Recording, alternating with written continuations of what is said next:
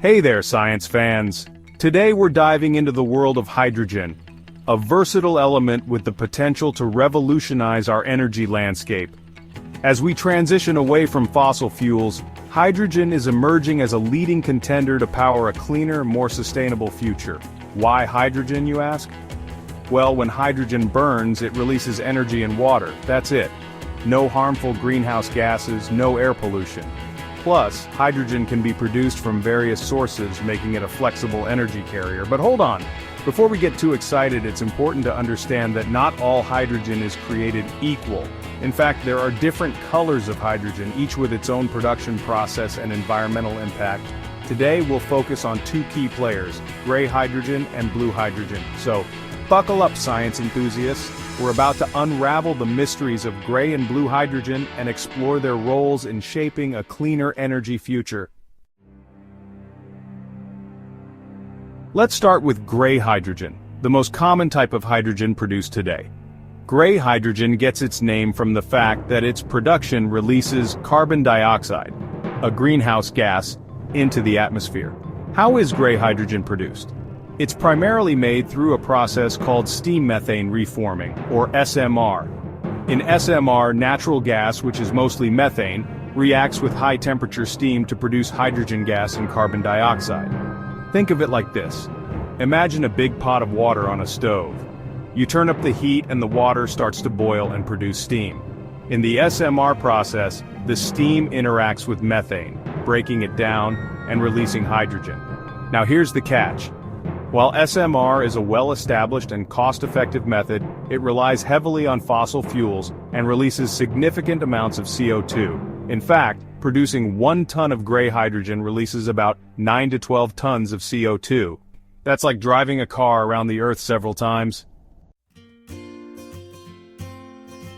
Now let's move on to blue hydrogen, which is often touted as a cleaner alternative to gray hydrogen. Blue hydrogen is essentially gray hydrogen with a twist. The carbon dioxide produced during the SMR process is captured and stored underground, preventing it from entering the atmosphere. This carbon capture and storage, or CCS technology, acts like a giant vacuum cleaner, sucking up the CO2 before it can contribute to climate change.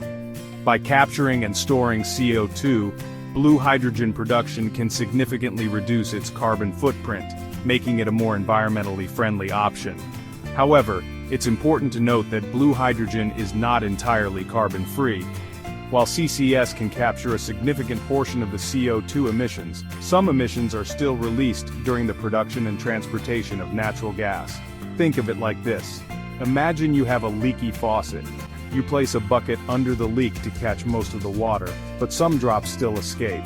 Similarly, while CCS captures a large amount of CO2, some emissions still slip through the cracks. Section 4, weighing the options, gray versus blue. So which is better, gray hydrogen or blue hydrogen? Well, it's not a simple answer. Both gray and blue hydrogen have their pros and cons. Gray hydrogen is currently cheaper to produce than blue hydrogen because the technology is well established, and there's no need for expensive CCS infrastructure. However, gray hydrogen comes with a hefty carbon footprint, contributing to climate change. Blue hydrogen, on the other hand, offers a lower carbon alternative to gray hydrogen, but it's more expensive due to the added costs of CCS. Additionally, the long-term effectiveness and safety of CO2 storage are still being debated. Section 5. The road ahead, transitioning to green hydrogen. As we move towards a cleaner energy future, both gray and blue hydrogen will likely play a role in the transition.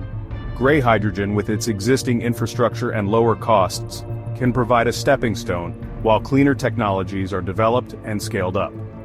Blue hydrogen, with its lower carbon footprint, can help decarbonize sectors that are difficult to electrify, such as heavy industry and transportation. However, it's important to remember that blue hydrogen is not a long-term solution.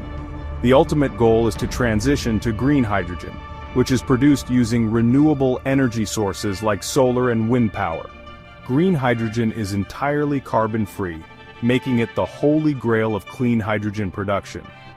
Imagine a future where our cars, buses, and even airplanes run on hydrogen produced from sunlight and wind. That's the power of green hydrogen.